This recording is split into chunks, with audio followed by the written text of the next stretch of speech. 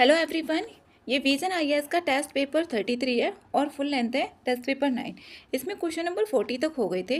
Next है question number 41।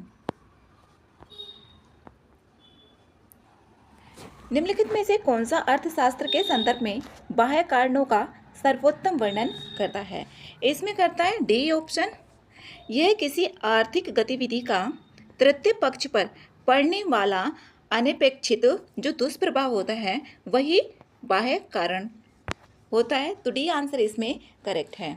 और ये तृतीय पक्ष प्रत्यक्ष रूप से लेन देन में शामिल नहीं होते हैं।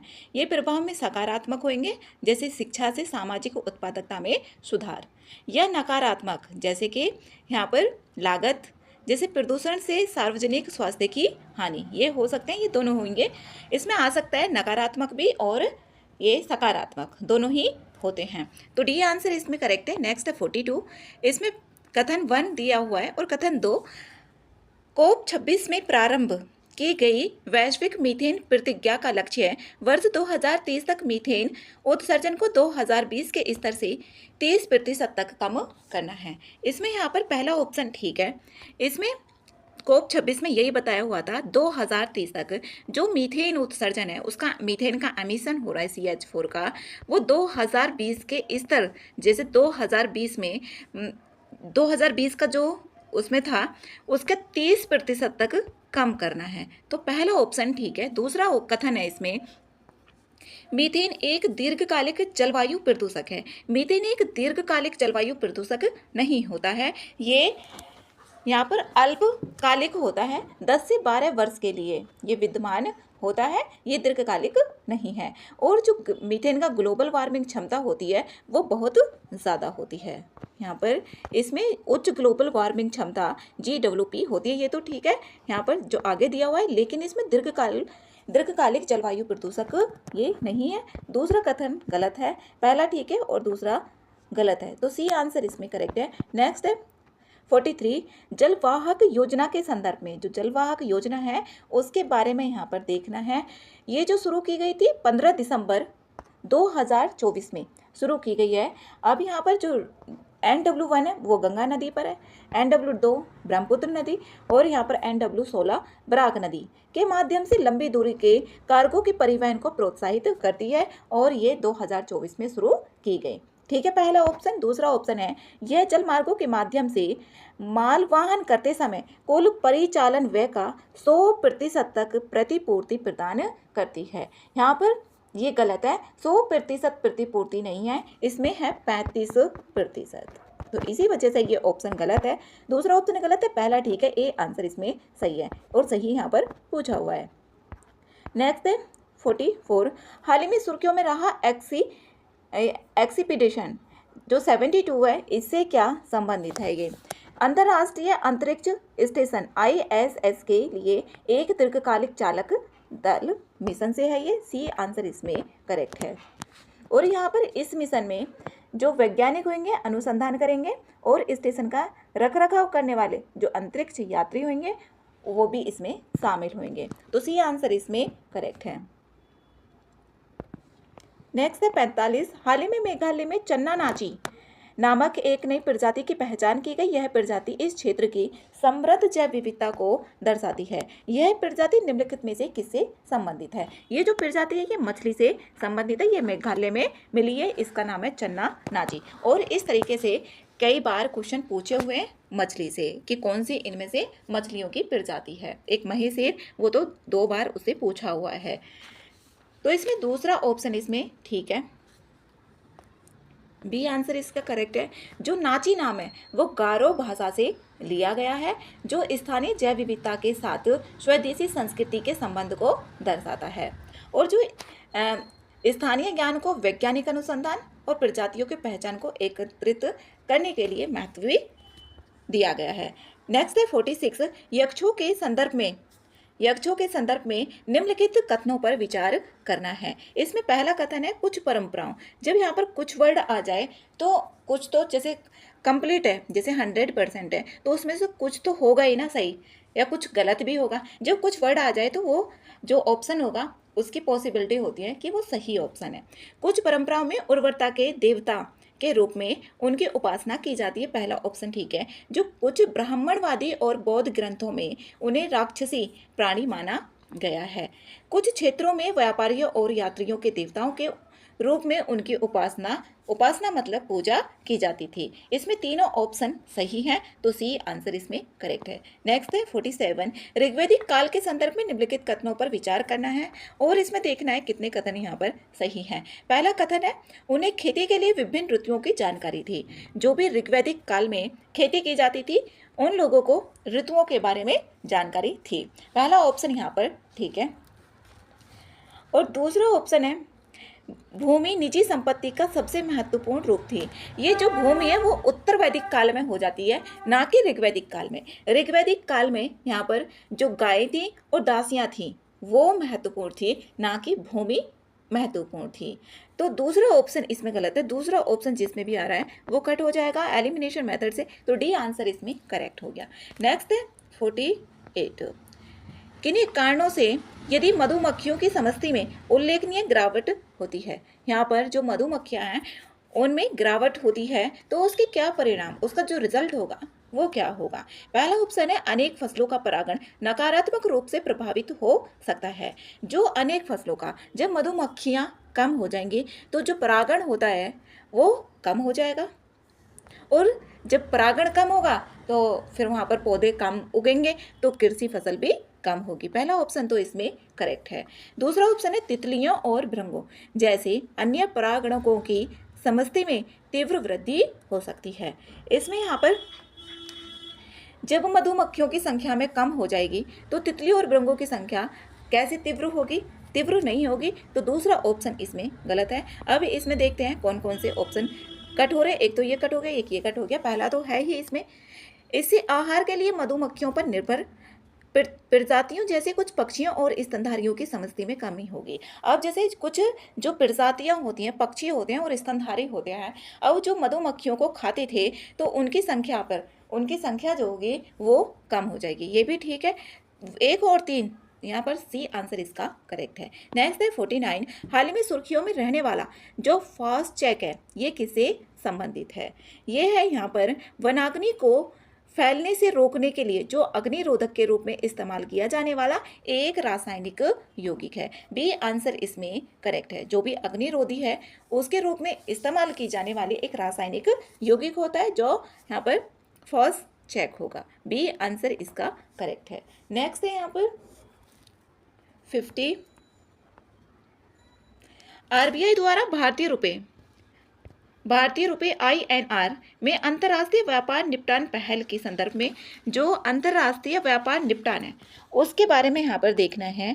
और इसमें वोस्ट्रो अकाउंट का, स्पेशल रूपी वोस्ट्रो अकाउंट का सर्वोत्तम वर्णन कौन करता है, इसमें ये देखना है। अब इसमें पता होना चाहिए जो वोस्ट्रो अकाउंट है SRVA ये क्या है। ये जो होता है एक खाता होता है और जो किसी विदेशी बैंक द्वारा भारतीय बैंक में खोला जाता है। कोई विदेशी है और भारत में खाता खोला जाता है और विशेष रूप से जो भारतीय रुपए में व्यापार के निपटान के लिए ही खोला जाएगा। जो भी भारतीय रुपया होगा उसमें ही खोला जाता है। इसका ये है वोस्ट्रो अकाउंट। SRVA खोलने से पहले RBI के पूर्व अनुमोदन की आवश्यकता होती है। इसकी आवश्यकता होती है RBI की, तो पहला ऑप्शन इसमें सही है। और यहाँ पर जो वोस्ट्रो अकाउंट होगा इसके विपरीत SR जो पहले वाला था पारंपरिक रुपया वोस्ट्रो अकाउंट था, उसको खुलवाने के लिए RBI की पूर्व अनुमोदन की आवश्यकता होती थी और इसमें भी यहाँ पर होती है। SRVA भारतीय रुपए में अंतर्राष्ट्रीय व्यापार निपटान को सक्षम बनाता है। ये भारतीय रुपए में ही होता है, जैसे कि कोई विदेशी है और भारत में खाता खुलवाता है, भारतीय रुपए में सक्षम बनाता है जो मौजूदा विदेशी मुद्रा आधारित प्रणाली का एक पूरक होता है। ठीक है। SRVA के तहत लेन देन के लिए भारतीय रुपया और विदेशी मुद्रा के बीच विनिमय दर RBI द्वारा तय की जानी चाहिए। इसमें यह तीसरा ऑप्शन गलत है। ये बाजार द्वारा प्रेरित होती है जो विनिमय दर होगी, ये यहाँ पर प्रत्यक्ष रूप से उपलब्ध नहीं होती है, जैसे कि यहाँ पर USD डॉलर हो गया और यहाँ पर EUR हो गया इसके लिए। तो तीसरा ऑप्शन यहाँ पर गलत है। इसमें ओनली पहला ही ऑप्शन ठीक है, 1 और 2। इसमें नेक्स्ट है यहाँ पर 51, निम्नलिखित में से कौन से 1920 में भारतीय राष्ट्रीय कांग्रेस के नागपुर अधिवेशन का, जो नागपुर अधिवेशन है उसके परिणाम कौन से थे, यहाँ पर बताना है। नागपुर अधिवेशन जो हुआ था ये 1920 में हुआ था, नागपुर में हुआ था और दिसंबर में हुआ था। और ये CR दास द्वारा असहयोग जो आंदोलन था उसके मुद्दे पर प्रस्ताव भी इसमें प्रस्तुत किया गया था। इसका जो परिणाम था वो असहयोग आंदोलन, जो सविनय अवज्ञा आंदोलन नहीं था, यहाँ पर इसमें जो था वो था असहयोग आंदोलन, ना कि सविनय अवज्ञा आंदोलन। ये तो 1930 में हुआ था, 1930 और 1931। यहाँ पर है 2 बार हुआ था सविनय अवज्ञा आंदोलन, 1 और 2। इसमें दूसरा शांतिपूर्ण और वैध तरीके से स्वराज्य की प्राप्ति को कांग्रेस का लक्ष्य बनाया गया। दूसरा ऑप्शन इसमें सही है। तीसरा ऑप्शन है प्रांतीय कांग्रेस समितियों का गठन भाषाई आधार पर किया गया। इसमें तीसरा ऑप्शन भी ठीक है, जो प्रांतीय कांग्रेस समितियों का गठन किया गया था वो भाषाई आधार पर किया गया था। इसमें 2 और 3 ऑप्शन ठीक है, तो डी आंसर इसका करेक्ट है। नेक्स्ट है 52। भारत नेट है परियोजनाओं के संदर्भ में निम्नलिखित कथनों पर विचार करना है और इसमें देखना है कितने कथन यहाँ पर सही है। पहला ऑप्शन है इसमें इस परियोजना का, इससे पहले क्वेश्चन आ चुका है जो भारत नेट परियोजना है, और इसका जो प्राथमिक लक्ष्य है वो है भारत की सभी जो ग्राम पंचायत है उनको हाई स्पीड ब्रॉडबैंड उपलब्ध करवाना। इसमें ब्रॉडबैंड कनेक्टिविटी उपलब्ध करवाना, पहला ठीक है। इसे इलेक्ट्रॉनिकी और सूचना प्रौद्योगिकी मंत्रालय के तहत यहाँ पर BBNL के द्वारा कार्यान्वित किया जा रहा है, तो ये दूसरा ऑप्शन गलत है। ये संचार मंत्रालय के अंतर्गत है और ये BBNL के द्वारा ही किया जा रहा है, लेकिन ये संचार मंत्रालय के अंतर्गत है, तो पहला ऑप्शन ही इसमें सही है। नेक्स्ट है 53। न्यायाधीश संरक्षण अधिनियम 1985 के संदर्भ में निम्नलिखित कथनों पर विचार करना है और इसमें देखना है कौन सा कथन सही है। पहला ऑप्शन है यह अधिनियम उच्चतम न्यायालय, उच्च न्यायालयों और अधीनस्थ न्यायालयों के न्यायाधीशों पर लागू होता है, लेकिन अधिकरणों के सदस्यों पर यह लागू नहीं होता है। इसमें यहाँ पर पहला ऑप्शन गलत है। इसमें यहाँ पर जो 1985 की जो धारा 2 है इसके तहत न्यायिक कार्य करने वाले जो अधिकरण हैं और प्राधिकरण उन पर भी शामिल होता है। और यहाँ पर 1942 में संविधान संशोधन हुआ था 76वां, उसमें 2 भाग भी जोड़े गए थे, एक तो जो मूल कर्तव्य है वो वाला भाग और एक था 14, यहाँ पर 14 अधिकरणों से संबंधित। तो इसमें जो अधिकरण और प्राधिकरण है वो भी इसमें शामिल किए गए और यह भी सुर्खियों में भी रहा था, जो 1942 का जो 76वां संविधान संशोधन है, तो इम्पोर्टेंट है ये। दूसरा ऑप्शन है, पहला ऑप्शन तो इसमें गलत है। यह अधिनियम केवल वर्तमान न्यायाधीशों को न्यायिक क्षमता के तहत किए गए उनके कार्यों के लिए आपराधिक कार्यवाही से उन्मुक्ति प्रदान करता है, सेवानिवृत्त न्यायाधीशों को नहीं। दूसरा ऑप्शन भी इसमें गलत है। इसमें यहाँ पर जो सेवानिवृत्त न्यायाधीश होते हैं उनके गैर न्यायिक या दुर्भावनापूर्ण जो भी कृत्य होते हैं उनके प्रति उन्मुक्ति प्राप्त नहीं है। दूसरा ऑप्शन भी गलत है। यह अधिनियम कदाचार के आरोपी न्यायाधीश के खिलाफ FIR दर्ज करने की विस्तृत प्रक्रिया निर्धारित करता है। तीसरा ऑप्शन भी यहाँ पर गलत है। जो CJI है, अधीनस्थ न्यायालय के जो न्यायाधीश होंगे आपराधिक कार्रवाई शुरू करने के लिए उच्च न्यायालय के मुख्य न्यायाधीश से पूर्व अनुमति अनिवार्य इसमें की गई है। तीसरा ऑप्शन भी इसमें गलत है। और FIR जो भी दर्ज करने की प्रक्रिया होगी इसमें शामिल नहीं है, तो इसमें कोई भी सही नहीं है, डी आंसर इसका करेक्ट है। नेक्स्ट है 54। निष्क्रिय या दावा न किए गए म्यूचुअल फंड फोलियो को ट्रैक करने वाले उन्हें द्वारा से जो पुनः प्राप्त करने में निवेशकों की सहायता करने के लिए एक नया डिजिटल प्लेटफॉर्म मित्रा किस संगठन द्वारा लॉन्च किया गया। जो मित्रा है ये किस संगठन के द्वारा लॉन्च किया गया, ये किया गया है भारतीय प्रतिभूति और विनिमय बोर्ड सेबी के द्वारा। ये सेबी के द्वारा इसको शुरू किया गया है, जो मित्र पहल है। अब ये मित्रा के जो फुल फॉर्म है ये mutual fund investment tracing and retrieval assistant, जो प्लेटफॉर्म का उद्देश्य है निवेशकों को भूले हुए म्यूचुअल फंड निवेशकों की खोज करने और वर्तमान मानदंडों के अनुसार जो KYC है, नो योर कस्टमर, अपडेट के लिए ये प्रोत्साहित करता है। यहाँ पर इसका बी आंसर करेक्ट है और मित्र पहल है ये। नेक्स्ट है 55,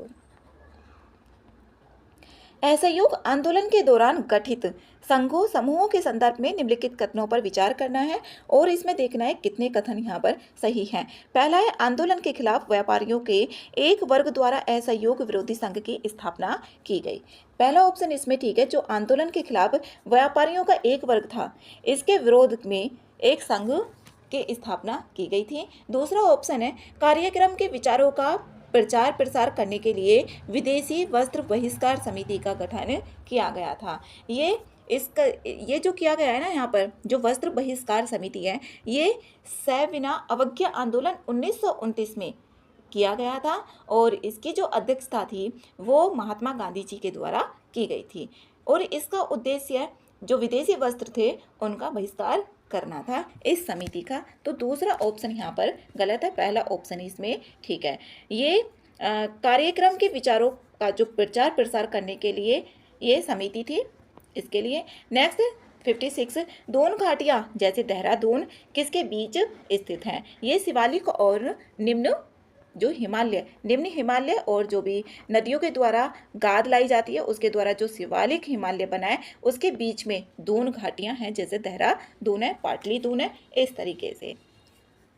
और जो दून होता है इसका स्थानीय जो बोली में बोला जाता है, ये दो पर्वत श्रृंखलाओं के बीच स्थित कोई घाटी होती है उसको बोला जाता है। और ये घाटियाँ ये विवर्तनिक जो टेक्टोनिक गतिविधि होती हैं या अपरदन प्रक्रियाओं के कारण होती है ये। नेक्स्ट है 57, हार्ड फोर्क और सॉफ्ट फोर्क पद मुख्य रूप से निम्नलिखित में से किस प्रौद्योगिकी से संबंधित हैं? ये है यहाँ पर क्रिप्टो करेंसी और ब्लॉकचेन प्रौद्योगिकी से। तो ए आंसर इसका करेक्ट है, जो हार्ड फोर्क है और सॉफ्ट फोर्क है, हार्ड और सॉफ्ट, तो ये दोनों ही यहाँ पर क्रिप्टो करेंसी और ब्लॉकचेन प्रौद्योगिकी से संबंध है। नेक्स्ट है यहाँ पर 58, निम्नलिखित में से कौन सा मध्यकालीन काल के दौरान वर्गी की भूमिका का सर्वोत्तम वर्णन करता है? जो वर्गी की भूमिका है इसका कौन सा वर्णन करता है? इसमें है विक्रय के सैनिक समूह थे जो बंगाल जैसे क्षेत्रों में बड़े पैमाने पर लूटपाट के लिए जाने जाते थे। जो यहाँ पर वर्गी है इस तरीके के पद आ जाते हैं और पूछ लिया जाता है ये किससे संबंधित है, जो भी थीम बेस्ड होते हैं। तो बी आंसर इसमें करेक्ट है। नेक्स्ट है 59, निम्नलिखित कथनों पर विचार करना है और इसमें सही कथन देखने हैं, सही कथन कौन सा है? 1889 में भारतीय राष्ट्रीय कांग्रेस की एक ब्रिटिश समिति की स्थापना लंदन में की गई थी। पहला ऑप्शन इसमें सही है, जो 1889 में भारतीय राष्ट्रीय कांग्रेस की एक ब्रिटिश समिति की स्थापना लंदन में ही की गई थी। कब? 1889 में, पहला ऑप्शन इसमें ठीक है। दूसरा ऑप्शन है 1892 में दादाभाई नौरोजी ने लंदन में भारतीय राष्ट्रीय कांग्रेस का अधिवेशन आयोजित किया था। 1892 में बोला हुआ है, तो ये ऑप्शन यहाँ पर गलत है। ये लंदन में राष्ट्रीय कांग्रेस का अधिवेशन 1890 में निर्णय लिया गया था कि किया जाएगा, लेकिन 1891 में जो ब्रिटिश चुनाव के कारण इसको स्थगित कर दिया गया था। फिर इसके बारे में कभी भी सोचा नहीं गया था कि कब कहाँ पर स्थापित किया जाएगा जो भी कांग्रेस का अधिवेशन है। तो पहला ऑप्शन ही इसमें सही है। नेक्स्ट है 60, यह प्रक्रिया तब अपनाई जाती है जब सरकार बनाने का दावा एक से अधिक व्यक्ति करते हैं। जब स्पष्ट बहुमत नहीं होता तब राज्यपाल विशेष सत्र बुला सकते हैं ताकि यह देखा जा सके कि उसके पास बहुमत है। बहुमत की गणना उपस्थित और मतदान करने वाले सदस्यों के आधार पर की जाती है। यह मतदान ध्वनि मत के माध्यम से भी किया जा सकता है, जिसमें सदस्य मौखिक रूप से अपनी राय व्यक्त करते हैं, या मत विभाजन के माध्यम से भी किया जा सकता है। कुछ विधायक अनुपस्थित हो सकते हैं या मतदान न करने का विकल्प चुन सकते हैं। इसमें किसकी व्याख्या यहाँ पर की गई है? इसमें की गई है यहाँ पर समग्र शक्ति परीक्षण की, जो कंपोजिट फ्लोर टेस्ट होता है, इसकी यहाँ पर की गई है। तो ए आंसर इसमें करेक्ट है।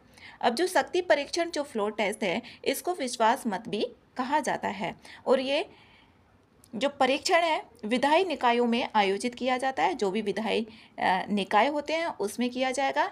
इसमें यहाँ पर बहुमत खोने का, जिस सरकार को बहुमत खोने का संदेह होता है, क्या उसे उस सदन में विश्वास अभी भी प्राप्त है या नहीं है, तो इसलिए इसका किया जाता है। और विधानसभा सत्र में नहीं होती तो अनुच्छेद 163 के तहत राज्यपाल की अवशिष्ट शक्तियां उन्हें शक्ति परीक्षण जो फ्लोर टेस्ट है आमंत्रित करने की अनुमति देती है। कौन सा आर्टिकल है? आर्टिकल है इसमें 163 में। नेक्स्ट है यहाँ पर 61, अणु शक्ति विद्युत निगम लिमिटेड अश्विनी, जो अश्विनी है इसके संदर्भ में यहाँ पर देखना है। अणु शक्ति अश्विनी का पूछा जा सकता है, अश्विनी इसमें किससे रिलेटेड है, ऐसे भी आ सकता है थीम बेस्ड क्वेश्चन बन के। तो इसमें पहला ऑप्शन है अश्विनी एनपीसीआईएल और एनटीपीसी के बीच एक उद्यम, संयुक्त उद्यम है जिसमें एनपीसीआईएल की बहुलांश हिस्सेदारी है। पहला ऑप्शन इसमें करेक्ट है। और इसमें एनटीपीसी की जो हिस्सेदारी है वो 49% है, जबकि एनपीसीआईएल की 51% है। इसमें इस तरीके से भी पूछा जा सकता है ऑप्शन बन के। एनपीसीआईएल की इसमें ज़्यादा है 51 और एनटीपीसी की इसमें 49%। अश्विनी परमाणु ऊर्जा अधिनियम 1962 के अंतर्गत कार्य करेगी, ये भी ठीक है, 1962 के अंतर्गत ही ये कार्य करेगी। इसकी स्थापना भारत में परमाणु ऊर्जा संयंत्रों के निर्माण, स्वामित्व और संचालन के लिए की गई है। तीसरा ऑप्शन भी इसमें ठीक है, तीनों ऑप्शन ठीक है, डी आंसर इसमें करेक्ट है। नेक्स्ट है 62, इसमें व्हिसल ब्लोअर संरक्षण अधिनियम 2014 के अंतर्गत ये देखना है के संदर्भ में। पहला ऑप्शन इसमें व्हिसल ब्लोअर कोई सरकारी अधिकारी या कोई गैर सरकारी संगठन हो सकता है। इसमें सरकारी भी हो सकता है और गैर सरकारी संगठन, इसमें दोनों ही हो सकते हैं। जो 2014 का यहाँ पर अधिनियम है उसके अंतर्गत यह संघ के सशस्त्र बलों पर लागू नहीं होता है। जो सशस्त्र बल होते हैं ना, जो आर्म्ड फोर्सेस होती हैं, उस पर ये लागू नहीं होता है। दूसरा ऑप्शन भी इसमें करेक्ट है। तीसरा ऑप्शन है शिकायतकर्ताओं को अधिकारियों द्वारा कार्रवाई प्रारंभ करने के लिए अपना विवरण प्रकट करना अनिवार्य होता है। इसमें जो विवरण होता है वो अपना अनिवार्य होता है प्रकट करना। तो इसमें तीनों ऑप्शंस करेक्ट हैं, तो बी आंसर सही है। नेक्स्ट है यहाँ पर इसमें 63, भारत के सांस्कृतिक इतिहास के संदर्भ में बाटिक कला, जो बाटिक कला है ये क्या है?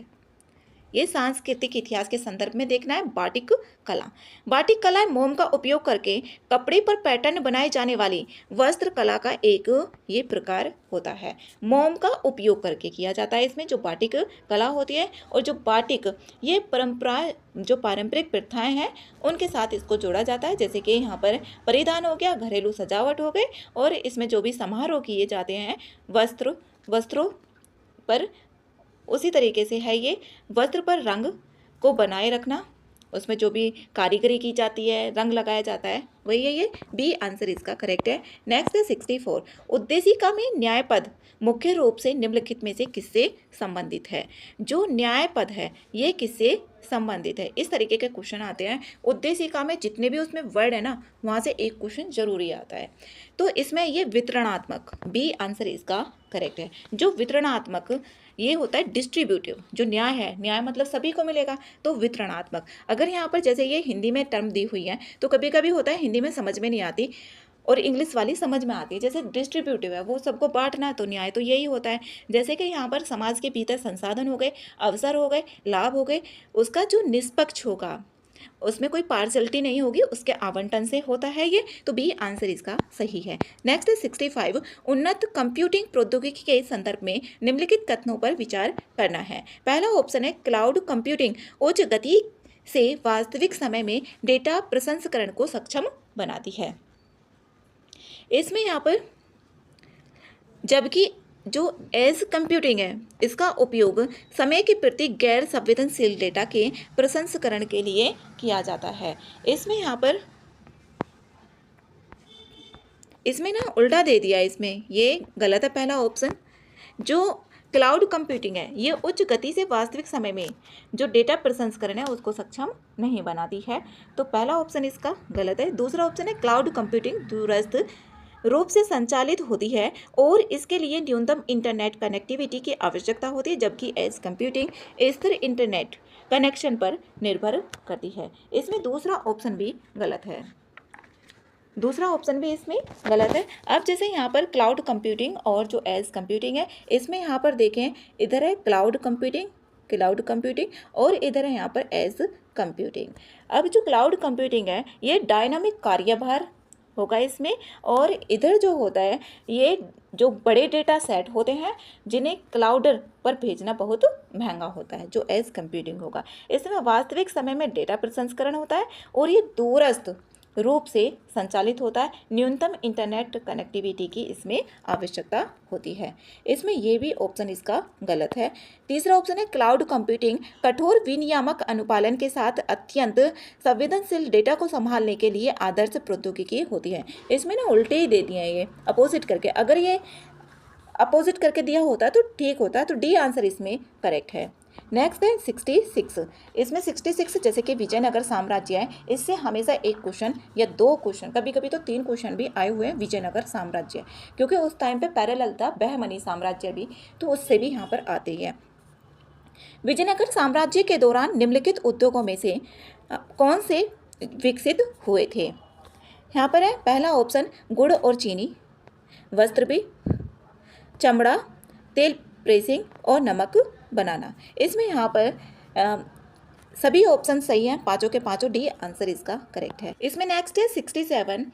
भारत में बाघ रिजर्व, इसमें बाघ रिजर्व में ऐसे भी पूछा जाता है, इधर तो इधर रिजर्व दे दिया जाएगा और इधर पूछ लिया जाएगा कि कौन से इसमें से बाघ रिजर्व हैं। तो ये तीनों बाघ रिजर्व से ही संबंधित हैं। जो सरिस्का बाघ रिजर्व है ये उड़ीसा में ना हो करके ये राजस्थान में स्थित है। पहला भी कट हो गया, ये भी कट हो गया, ये भी कट हो गया, सी ऑप्शन इसमें बच जाता है, एक से ही इसमें सवाल पूरा हो गया।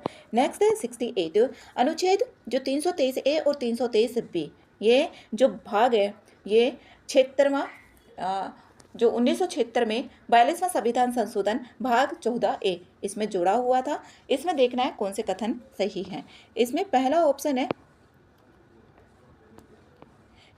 है अनुच्छेद 323A के तहत स्थापित अधिकरण अनन्य रूप से सरकारी कर्मचारियों की सेवा से संबंधित मामलों का निपटान करते हैं। जो 323A है और सरकारी कर्मचारियों के जो सेवा से संबंधित मामले होंगे उसका निपटान करते हैं। पहला ऑप्शन ठीक है। दूसरा ऑप्शन है अनुच्छेद 323B संघ और राज्य दोनों स्तरों पर अधिकरणों के उत्क्रम के सृजन की अनुमति देता है। जो 323B है इसमें राज्य भी होंगे और संघ भी होगा, दोनों ही होगा, और अधिकरणों के जो उत्क्रम होगा, हायरार्की होगी, उसके सृजन की अनुमति देगा।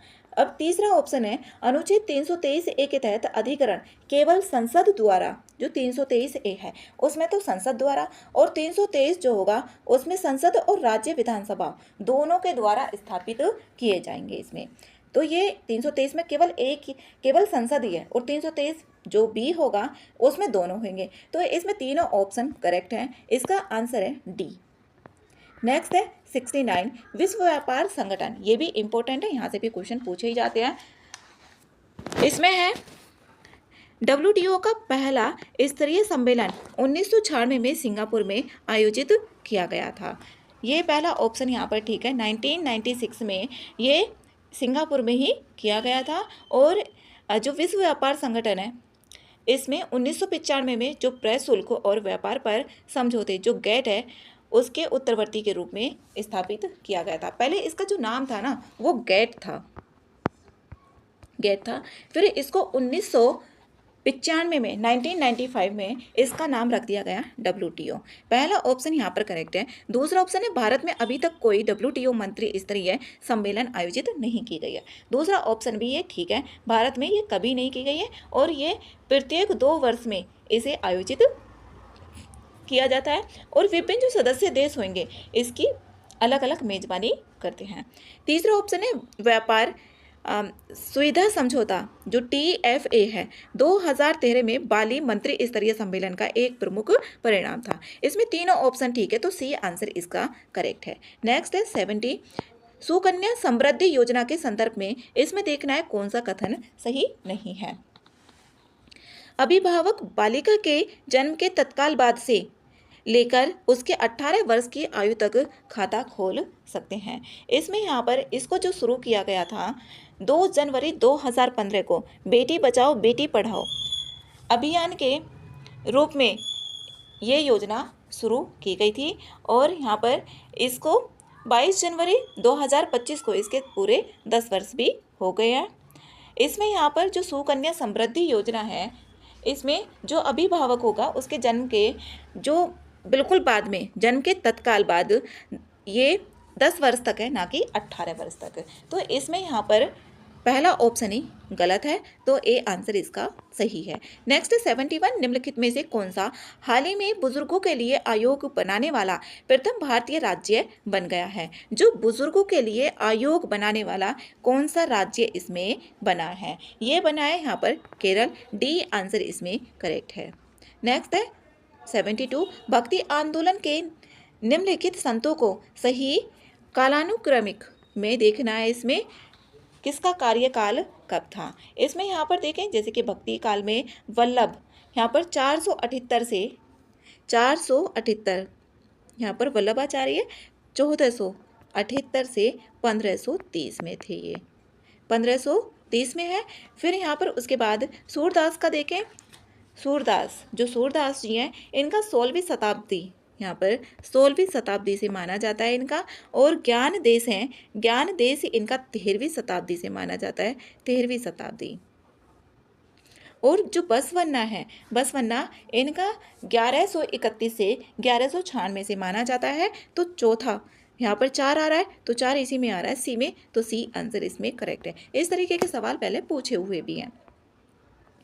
निम्नलिखित में से विचार करना है और भारतीय संविधान के अंतर्गत उपयुक्त में से कितने भाग 18 के तहत आपात उपबंध है उसमें शामिल हैं, इसमें ये बताना है। इसमें पहला है आपात की उद्घोषणा, ठीक है पहला। इसमें वित्तीय आपात के बारे में उपबंध, ठीक है। राज्यों में संवैधानिक तंत्र के विफल हो जाने की जो दशा है उसमें उपबंध। जब राज्यों में संवैधानिक तंत्र 356 है और यहाँ पर 360 है ये, और ये 352 है, तो इसमें सारे तीनों शामिल है, तो सी आंसर इसमें करेक्ट है। नेक्स्ट 74 दिल्ली सल्तनत काल के दौरान स्थापत्य कला के संदर्भ में निम्नलिखित कथनों पर विचार करना है और इसमें देखना है कितने कथन सही हैं। कौन से ऑप्शन इसमें करेक्ट है? पहला ऑप्शन है उन्होंने छतों के निर्माण के लिए स्लैब और बीम का उपयोग प्रारंभ किया था, ठीक है यहाँ पर पहला ऑप्शन। दूसरा ऑप्शन है उन्होंने मस्जिदों और मकबरों के चारों ओर मीनारें बनवाई थी, ठीक है। जो मस्जिद और मकबरे थे, मीनारें बनवाई हुई हैं, अभी भी देखा जा सकता है मीनारें हैं। उन्होंने अपनी स्थापत्य कला में मानव और पशु आकृतियों का उपयोग किया। ऐसा कहीं भी देखने को नहीं मिलेगा कि मानव और जो पशुएं हैं उनकी आकृतियां बनवाई गई थी, तो दिल्ली सल्तनत में ऐसा नहीं था। तीसरा ऑप्शन इसमें गलत है, तो डी आंसर इसमें ठीक है, 1 और 2। नेक्स्ट है 75, इसमें 75 है भारतीय संविधान का अनुच्छेद 257 संघ सरकार को कुछ क्षेत्रों में, जो संघ सरकार है इसमें 257 के बारे में बोला हुआ है। जो संघ सरकार है कुछ राज्यों में, कुछ क्षेत्रों में राज्यों को निर्देश देने का अधिकार देता है। निम्नलिखित में से कौन से विषयों का संविधान में विशेष रूप से उल्लेख किया गया है जिन पर संघ राज्यों को ऐसे निर्देश जारी कर सकता है? जो आर्टिकल 257 है उसका 1, जो क्लोज 1 है, संघ की कार्यपालिका शक्ति का विस्तार जैसे किसी राज्य को निर्देश देने तक होगा, किसी राज्य को निर्देश देना है उस तक उसका विस्तार होगा, जो भारत सरकार को इस प्रयोजन के लिए आवश्यक प्रतीत होता है। यहाँ पर इसमें पहला ऑप्शन तो इसका करेक्ट है, पहला ऑप्शन जो राष्ट्रीय और सैन्य महत्व के संचार साधनों का निर्माण रख रखाव, ठीक है पहला ऑप्शन। इसमें दूसरा ऑप्शन है राज्यों के भीतर रेलवे का संरक्षण, जो राज्य के भीतर रेलवे का संरक्षण, दूसरा ऑप्शन भी इसमें सही है। जैसे कि संघ की जो कार्यकारी शक्ति होगी उसका विस्तार राज्य में रेलवे के संरक्षण के लिए, और ये 257(3) में बताया हुआ है, 257(3) में, तो दूसरा ऑप्शन भी इसमें सही है। तीसरा ऑप्शन है राज्य विकास के लिए संसाधनों का आवंटन, इसमें राज्यों के लिए जो संसाधनों का आवंटन है ये नहीं है, और यहाँ पर खनिज और खनिजों जो संसाधन है उनका विनियमन भी नहीं है। राष्ट्रीय उद्यानों और वन्य जीव, इसमें 5 बात तो नहीं है, अगर 5 ही देखा जाए तो ये कट हो गया। अब पहला है ही और दूसरा है, तो ए आंसर इसमें सही हो जाता है। नेक्स्ट है यहाँ पर 76, मध्यकालीन भारतीय इतिहास के संदर्भ में आठचाला और दालान का क्या अर्थ है। आठचाला और दालान का क्या अर्थ है ये देखना है। ये है बंगाल में जो प्रचलित मंदिर स्थापत्य शैलियाँ हैं उससे संबंधित है। आठचाला और दालान ये बंगाल में प्रचलित मंदिर स्थापत्य शैलियाँ हैं। इंपॉर्टेंट है क्वेश्चन। नेक्स्ट 77, निम्नलिखित में से कौन सा जो जिन्स है, जिन्स मतलब कि जो वस्तुएं हैं, कमोडिटी बोर्ड भारत सरकार के वाणिज्य एवं उद्योग मंत्रालय के अंतर्गत इसमें से कार्य नहीं करता है। इसमें से कौन सी चीज़ें हैं जो इसके अंतर्गत कार्य नहीं करेगा। अब इसमें चाय बोर्ड भी ये करता ही है क्योंकि ये वाणिज्य मंत्रालय के अंतर्गत आता है। कॉफ़ी बोर्ड भी आता है और रबर बोर्ड भी वाणिज्य मंत्रालय के अधीन ही आता है। लेकिन इसमें जो ये कय्यर बोर्ड है, कय्यर बोर्ड इस मंत्रालय के अंतर्गत नहीं आता है, तो इसमें यहाँ पर बी आंसर करेक्ट है।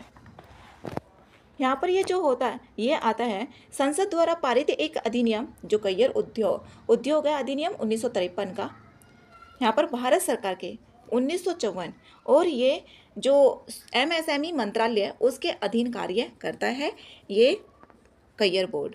और इसका जो उद्देश्य भारत में जो नारियल रेशा होता है उसके उद्योग के विकास को घरेलू और निर्यात बाजारों में उत्पादों को बढ़ावा देना है, तो बी आंसर इसमें करेक्ट है। नेक्स्ट है 78, इसमें दर्शन दिए हुए हैं और यहाँ पर संस्थापक दिए हुए हैं, इससे क्वेश्चन आता ही है। यहाँ पर अद्वैत सिद्धांत देखें, यहाँ पर जो अद्वैत सिद्धांत है ये 8वीं शताब्दी में शंकराचार्य जी के द्वारा, ना कि रामानुजाचार्य।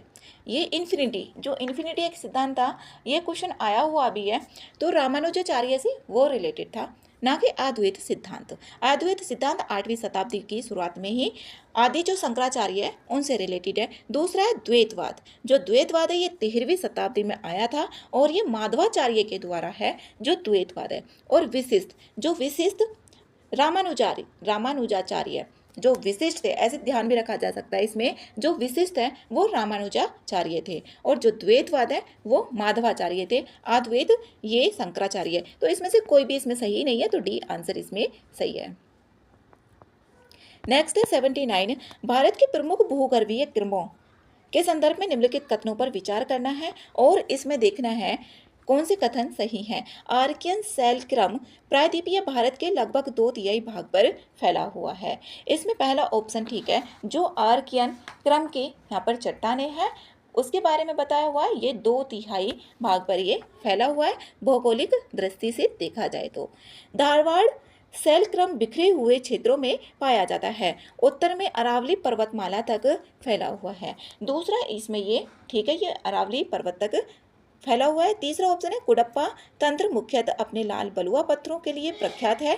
जो कुडप्पा है, कुडप्पा क्या ये इससे लाल पत्थर के लिए है? नहीं, ये लाल पत्थर के लिए नहीं है। जो कुडप्पा है ये आंध्र प्रदेश के कुडप्पा जिले के नाम पर इसको रखा गया है। इसमें स्लेट, चूना पत्थर, क्वार्टजाइट, अवसाद ये चट्टानें शामिल है, ना कि ये लाल बलुआ पत्थर के लिए प्रसिद्ध है, प्रख्यात है। तो 1 और 2 इसमें ठीक है, ए आंसर इसका सही है। नेक्स्ट है 80, बजट 2025-26 में समुद्री विकास निधि की घोषणा की गई, अभी बजट में की गई, तो इसमें इसके संदर्भ में कौन से विकल्प सही है? इंपॉर्टेंट क्वेश्चन है, न्यूज़ में रहा है। जो समुद्री विकास निधि है ये बजट में की गई, समुद्री क्षेत्र को वित्तीय सहायता, जो समुद्री क्षेत्र है उसको वित्तीय सहायता देने के लिए समुद्री विकास निधि जो MDF है इसके जो स्थापना का प्रस्ताव किया गया, और सरकार की 49% की इसमें भागीदारी होगी और जो शेष होगी वो बंदरगाह और निजी क्षेत्र के से जुटाई जाएगी। सरकार की जो हिस्सेदारी होगी इसमें 49% होगी, जो बाकी के 51% होगी वो जो बंदरगाह होंगे और निजी क्षेत्र से ये जुटाई जाएगी। ये है, इसमें पहला ऑप्शन है यह समुद्री उद्योगों के दीर्घकालिक वित्त पोषण के लिए 25,000 करोड़ रुपए की निधि होगी। ठीक है, यहाँ पर जो समुद्री उद्योग है इसके लिए दीर्घकालिक के लिए होगी ये, और 25,000 करोड़ रुपए की। तो पहला ऑप्शन इसमें करेक्ट है। दूसरा ऑप्शन है यहाँ पर निधि का 75% यहाँ पर बताया हुआ, तो ये दूसरा ऑप्शन तो गलत हो गया, तो एक ही इसमें ठीक है, ए आंसर इसमें सही है। नेक्स्ट है 81, भारत में कार्ड टोकनाइजेशन के संदर्भ में निम्नलिखित कथनों पर विचार करना है और इसमें देखना है कितने कथन सही हैं। पहला ऑप्शन है इसमें कार्डों का टोकनाइजेशन और डी टोकनाइजेशन केवल भारतीय राष्ट्रीय भुगतान एनपीसीआई की मंजूरी से ही किया जा सकता है। इसमें यहाँ पर पहला ऑप्शन गलत है। ये केवल एनपीसीआई के द्वारा ही नहीं किया जाएगा। इसमें ये अधिकृत कार्ड नेटवर्क और जो कार्ड जारी करता है उसके द्वारा किया जा सकता है, और इसमें एनपीसीआई की मंजूरी भी ज़रूरी नहीं है। दूसरा ऑप्शन है टोकनाइजेशन के अंतर्गत संपर्क रहित कार्ड लेन देन की अनुमति नहीं है। ये भी दूसरा ऑप्शन भी इसमें गलत है। जैसे कि यहाँ पर उपभोक्ता उपकरण, जैसे कि मोबाइल हो गया, फ़ोन हो गया, टैबलेट हो गया और लैपटॉप हो गया, डेस्कटॉप हो गया, ये जो भी जैसे कि यहाँ पर घड़ियाँ हो गई जो भी पहनी जाती हैं, इंटरनेट ऑफ थिंग्स हो गए, और भी जो भी उपकरण होंगे सभी से ये टोकनाइजेशन की अनुमति दी गई है। तो इसमें दूसरा ऑप्शन भी गलत है। तीसरा ऑप्शन है टोकनाइजेशन सेवाओं का लाभ उठाने के लिए ग्राहकों को कोई शुल्क नहीं देना होगा। जो टोकनाइजेशन है इसमें कोई भी शुल्क नहीं देना होगा जो भी ग्राहक होंगे। तो ओनली तीसरा ऑप्शन सही है, एक ही ऑप्शन इसमें सही है, ए आंसर करेक्ट है। नेक्स्ट है 82, यहाँ पर वस्तु दिए हुए हैं और इसमें शीर्ष उत्पादक दिए हुए हैं। इसमें यहाँ पर देखें दूध का जो दुग्ध में यह क्या गुजरात है, तो इसमें यहाँ पर पहला जो ऑप्शन है ये तो गलत है क्योंकि उत्तर प्रदेश है इसमें, और 16.21% है उत्तर प्रदेश, 16.21% है। दूसरे नंबर पर राजस्थान है और तीसरे नंबर पर मध्य प्रदेश है, चौथे नंबर पर आता है गुजरात। तो पहला ऑप्शन तो इसमें गलत है। अब यहाँ पर इसमें बात करें दूसरा ऑप्शन अंडा उत्पादन में पहले नंबर पे यहाँ पर आंध्र प्रदेश ही है, ठीक है, और आंध्र प्रदेश के इसमें जो योगदान है वो है 17.82%, 17.85% है। दूसरा ऑप्शन ठीक है। ऊन में देखें, यहाँ पर ऊन उत्पादन में इसमें यहाँ पर राजस्थान है पहले नंबर पे, ना कि जम्मू कश्मीर में, और ऊन उत्पादन में राजस्थान की जो हिस्सेदारी है 47.53% है। तो ये ऑप्शन भी इसमें गलत है। जम्मू कश्मीर दूसरे नंबर पर है। और मांस में देखें, मांस में यहाँ पर पश्चिम बंगाल पहले पर है, उससे पहले उत्तर प्रदेश ही था। अब यहाँ पर मांस उत्पादन में ये पश्चिम बंगाल है, ना कि उत्तर प्रदेश। उत्तर प्रदेश दूसरे नंबर पर है और पश्चिम बंगाल की इसमें हिस्सेदारी 12.62% है। इसमें यहाँ पर केवल इसमें एक ही ऑप्शन ठीक है, ओनली दूसरा, तो ए आंसर इसका करेक्ट है। नेक्स्ट है 83, राष्ट्रकूट काल की साहित्यिक कृतियों के संदर्भ में निम्नलिखित कथनों पर विचार कीजिए और इसमें देखना है कौन सा सही है। यहाँ पर है पहला, विभिन्न जैन संतों की जीवन कथाओं पर आधारित ग्रंथ आदि पुराण की रचना गुणभद्र द्वारा की गई थी, ठीक है, पहला ऑप्शन। पार्श्वा बुद्धिय जो पार्श्वनाथ की जीवनी है की रचना जिनसेन ने की थी, ये भी ऑप्शन ठीक है। अमोघ वर्ष की जो कवि राजमार्ग कन्नड़ भाषा पहली काव्य रचना थी। इसमें तीनों ऑप्शन यहाँ पर ठीक है, तो डी आंसर इसका करेक्ट है। नेक्स्ट है 84 है संगम साहित्य में किलक्कड़कू ग्रंथ है, निम्नलिखित में से किससे संबंधित है। ये देखना है, ये संबंधित है यहाँ पर समाज में विभिन्न सामाजिक वर्गों के लिए आचार संहिता का निर्देश, जो यहाँ पर किलक्कड़कू है। तो 84 का ए आंसर इसमें करेक्ट है। नेक्स्ट है 85 में इसमें यहाँ पर कौन सा कथन सही है और इसमें देखना है हेनली पासपोर्ट इंडेक्स 2025 के अनुसार देखना है भारत शीर्ष 50 देशों में शामिल है। यहाँ पर भारत की जो रैंक है इसमें 2025 में 85 है। जब 85 है तो यहाँ पर 50 देशों में शामिल नहीं है। अब इसमें यहाँ पर एक भारतीय पासपोर्ट धारक की कुल 45 देशों में वीजा मुक्त पहुंच प्राप्त है। दूसरा ऑप्शन भी यहाँ पर गलत है। इसमें सिंगापुर को पहले स्थान पर रखा गया है और यहाँ पर 195 देशों में वीजा मुक्त यात्रा की सुविधा प्रदान करता है, 195 में, ना कि 45 में। तो इसमें ना तो एक ना ही दो, तो डी ऑप्शन इसका सही है। नेक्स्ट है 86, भारत में मूल अधिकारों के संदर्भ में निम्नलिखित कथनों पर विचार करना है और इसमें देखना है कितने कथन यहाँ पर सही है। पहला है, अनुच्छेद 21A के तहत निःशुल्क और अनिवार्य शिक्षा का अधिकार गैर सहायता प्राप्त अल्पसंख्यक संस्थानों पर लागू नहीं होता है। इसमें यहाँ पर पहला ऑप्शन इसमें यहाँ पर जो 21A है, 21A आर्टिकल का है, तो पहला ऑप्शन इसमें सही है। जो निःशुल्क और अनिवार्य शिक्षा का अधिकार है 21A में है, गैर सहायता प्राप्त जो अल्पसंख्यक समुदाय होंगे उन पर ये लागू नहीं होता है। और जो RTE यहाँ पर RTE है, ये इस पर ये लागू नहीं होता है जो अल्पसंख्यक है समुदाय। और 6 है इसमें अल्पसंख्यक समुदाय में शामिल। दूसरा ऑप्शन है, पहला तो ठीक है, प्रत्येक नागरिक को स्वैच्छिक संघ या सहकारी समितियों का सदस्य बनने का यहाँ पर मूल अधिकार है। इसमें दूसरा ऑप्शन गलत है। 19(1)(c) जो एक संघ और सहकारी समितियां होती हैं, ये मूल अधिकार है और किसी संगठन या समिति का सदस्य बनने के लिए जो संबंधित विधियां होंगी उनके अधीन ही रहना होता है। इसमें यहाँ पर पूछा हुआ है प्रत्येक जो नागरिक होगा उसको स्वैच्छिक संघ या सहकारी समितियों का सदस्य बनने का मूल अधिकार है, ये गलत है दूसरा ऑप्शन। तीसरा ऑप्शन है, अनुच्छेद 32 केवल राज्य द्वारा मूल अधिकारों के उल्लंघन पर लागू होता है, राज्यों के जो उल्लंघन है उस पर लागू होता है। तीसरा ऑप्शन भी गलत है। यहाँ पर उच्चतम न्यायालय जो सुप्रीम कोर्ट ने उसने बताया है जैसे निजी संस्थाएं होती हैं उनके मूल अधिकार जैसे कि आर्टिकल 19 हो गया और 21 हो गया, उनका उल्लंघन करती है, जबकि यहाँ पर जो आर्टिकल 32 है याचिका दायर की जा सकती है उसके तहत। तो यहाँ पर तीसरा ऑप्शन भी गलत है, केवल एक ही इसमें ठीक है, ए आंसर सही है। नेक्स्ट है 87, हाल ही में सुर्खियों में रही ग्लोबल स्टॉक टेक रिपोर्ट निम्नलिखित में से किससे संबंधित है। इसमें यहाँ पर ये देखना है, ये है पेरिस समझौते के तहत के लक्ष्यों को प्राप्त करने में देशों की जो प्रगति का आकलन है, global stock take report important है, ग्लोबल स्टॉक टेक रिपोर्ट, इसमें ए करेक्ट है।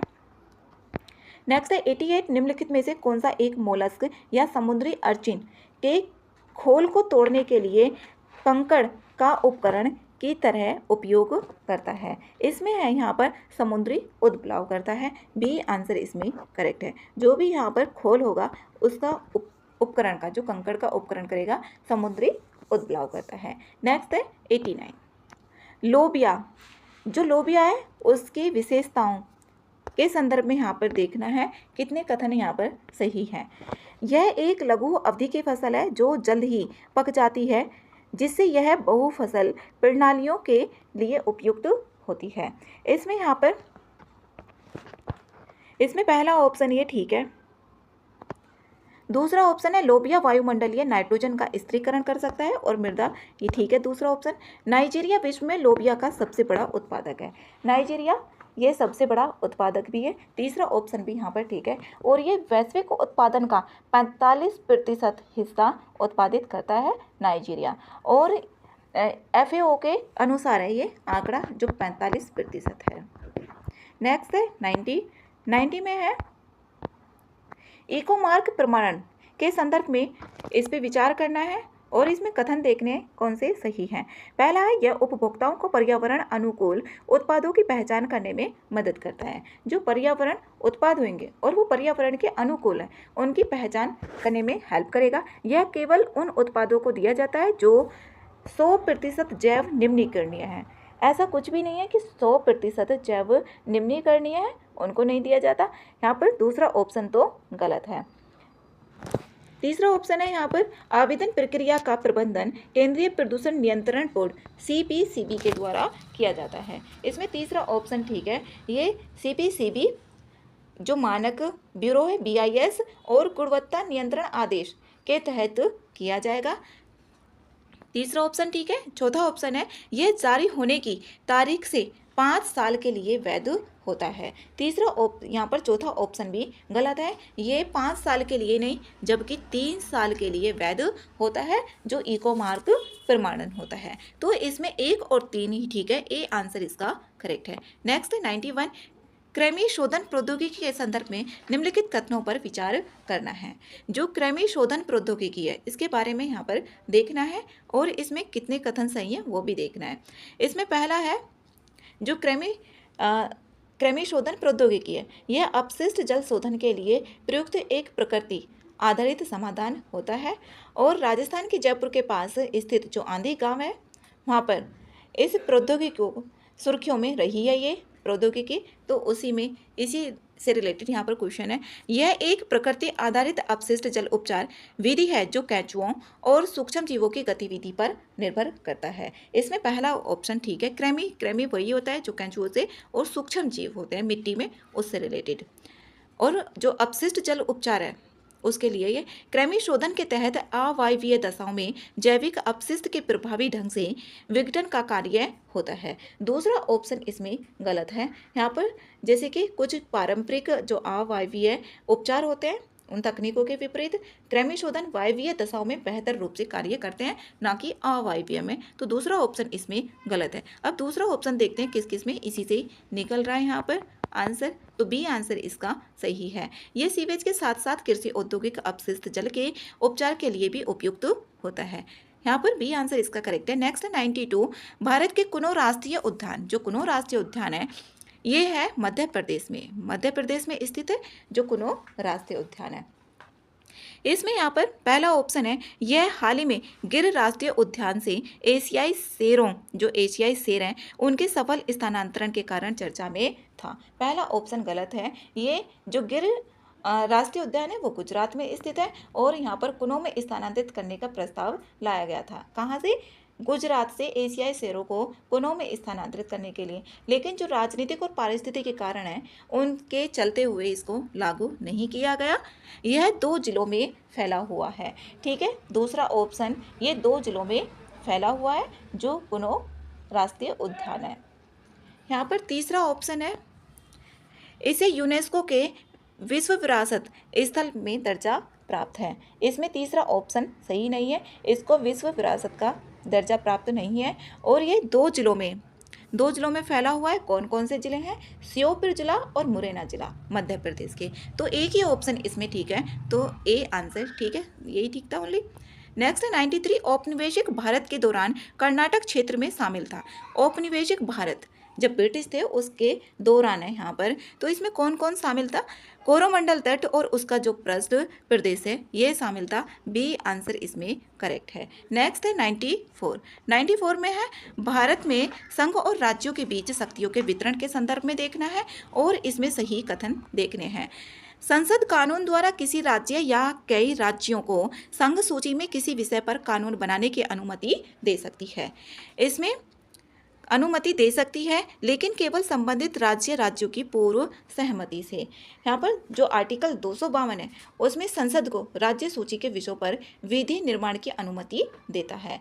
ये तभी होगा जब 2 या 2 से अधिक राज्य इसके लिए बोलेंगे। तो केवल संबंधित राज्य, ऐसा नहीं है संबंधित राज्य, 2 या 2 से अधिक राज्य होने चाहिए, संबंधित राज्य नहीं।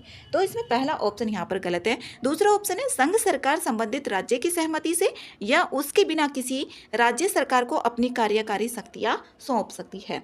आर्टिकल 258 में ऐसा बोला हुआ है। तो इसका ऑप्शन बी करेक्ट है, दूसरा करेक्ट है ओनली। नेक्स्ट है यहाँ पर 95 में है इस उत्सव को नाडा हब्बा या कर्नाटक के राज्य उत्सव के रूप में जाना जाता है। नाडा हड्डा, यहाँ पर इसके बारे में बताया हुआ और फिर देखना है कौन से उत्सव का यहाँ पर वर्णन किया हुआ है। और ये इम्पोर्टेंट है पेपर इसमें से जो इसके फुल लेंथ वाले हैं। इससे रिलेटेड जो टॉपिक है ना पिछले सालों में कई क्वेश्चंस आए हुए हैं लेकिन ऑप्शन अलग बन के। नाडा हब्बा कर्नाटक के राज्यों के उत्सव के रूप में जाना जाता है। इसकी शुरुआत चामुंडी पहाड़ियों पर देवी चामुंडेश्वरी की शोभा यात्रा के साथ पारंपरिक रूप से होती है। यह उत्सव 400 वर्षों से मनाया जा रहा है। वाडियार राजवंश इसका संरक्षण करता है। ये है यहाँ पर। अब वाडियार कहाँ पर था? ये कर्नाटक में, आंध्र प्रदेश और तमिलनाडु के कुछ हिस्सों में था। तो इसमें देखना है कौन सा था। अब इसमें जो मैसूर दशहरा है ना, ये था यहाँ पर। बी आंसर इसमें करेक्ट है। नेक्स्ट है 96। इसमें कथन दिए हुए हैं और इसमें देखना है कौन से कथन इसमें सही है। पहला है समुद्री जल और नदी के जल के बीच खनिज संगठन में अंतर मुख्य रूप से भू प्रॉपर्टी के साथ उनके संपर्क के अलग अलग अवधि के कारण होता है। ठीक है, अलग अलग उनकी अवधि के कारण ही होगा। समुद्री जल में मुख्य रूप से क्लोराइड पाए जाते हैं, जबकि नदी के जल में कार्बोनेट और सल्फेट का अनुपात अधिक पाया जाता है। ये ऑप्शन ठीक है। दूसरा ऑप्शन भी इसमें यहाँ पर सी ऑप्शन करेक्ट है। इसका 1 और 2 दोनों सही हैं। नेक्स्ट है क्वेश्चन नंबर 97। भारतीय संविधान के उपबंधों के अनुसार राष्ट्रपति मंत्रिपरिषद की सहायता और सलाह पर कार्य करने के लिए बाध्य होता है। इस संदर्भ में राष्ट्रपति द्वारा किए जाने वाले निम्नलिखित कार्यों पर विचार करना है। उपरोक्त कार्यों से संबंधित प्रस्तावों में से किसी किन्हें राष्ट्रपति पुनर्विचार के लिए मंत्रिपरिषद को वापस भेज सकता है, किन कंडीशन में भेज सकता है, उसमें देखना है। यहाँ पर पहला है अध्यादेशों का जो प्रख्यापन है, अध्यादेशों का प्रख्यापन, क्या इसको यहाँ पर भेज सकता है? यहाँ पर इसमें पहला ऑप्शन ठीक है, इसमें भेजा जा सकता है जो भी अध्यादेश होंगे। राज्यपालों की नियुक्ति, ठीक है। यूपीएससी के अध्यक्ष की नियुक्ति, इसके पुनर्विचार, राष्ट्रपति पुनर्विचार के लिए मंत्रिपरिषद को वापस भेज सकता है। अध्यादेशों का प्रख्यापन भी, राज्यपालों की नियुक्ति भी, यूपीएससी के जो अध्यक्ष होंगे उनकी नियुक्ति, संविधान संशोधन विधेयक और धन विधेयकों के अतिरिक्त अन्य विधेयकों पर विचार करना। इसमें चारों ठीक है, तो चारों डी ऑप्शन में आ रहा है। डी आंसर इसमें करेक्ट है। नेक्स्ट 98। भारत में निम्नलिखित में से कौन सी झीलों का क्षेत्रफल हाल के दिनों में अत्यधिक संकुचित हो गई है? इसमें अत्यधिक कौन सी संकुचित हो गई है वो बताना है। इसमें यहाँ पर एक तो तामुली डोबा बील, ये हो गई है इसका बी, और पंजे आर्द्र भूमि, इसमें तामुलीडोबा झील ये है असम में। असम के जो पौबीदोरा वन्यजीव अभ्यारण्य है उसकी पश्चिमी सीमा के साथ स्थित है। पंजे आर्द्र भूमि को देखें तो ये नवी मुंबई में स्थित है। तो ये दोनों क्या हो गई, यहाँ पर संकुचित हो गई है, कोल्लेरू झील नहीं हुई है। ताजे पानी के कृष्णा और गोदावरी नदियों के डेल्टा के बीच ये स्थित है कोल्लेरू झील। तो इसका बी आंसर यहाँ पर करेक्ट है। नेक्स्ट है यहाँ पर 99। निम्नलिखित में से पहला कथन और दूसरा कथन दिया हुआ है। डुगोंग भारतीय जल में पाए जाने वाले एकमात्र शाकाहारी समुद्री स्तनधारी हैं। जो डुगोंग है ये भारत में अनन्य रूप से पाए जाने वाले एकमात्र शाकाहारी समुद्री जीव हैं। तो पहला ऑप्शन इसमें ठीक है कथन। दूसरा है डुगोंग तेजी से प्रजनन करते हैं। मादा हर वर्ष कई संततियों को जन्म देती है जिससे उनकी स्थिर आबादी बनी रहती है।